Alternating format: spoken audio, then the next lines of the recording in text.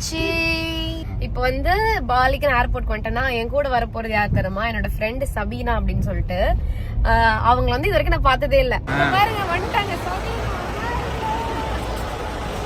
Chennai to Singapore, Singapore to பாலின்னு 2 flight பிடிச்சி நாங்கள் பாலி வந்து நெக்ஸ்ட் டே மார்னிங் ரீச் பண்ணிட்டோம். கைஸ் நம்ம ஃபர்ஸ்ட் ஸ்பாட் வந்துட்டோம். இது வந்து மங்கி ஃபாரஸ்ட் அண்ட் ஆல்சோ இதோட சேர்ந்து நம்ம வந்து உள்வாட்டு டெம்பிளும் வந்திருக்கோம். பின்னாடி பாருங்களேன் என்ன மாதிரி ஒரு சீனரி.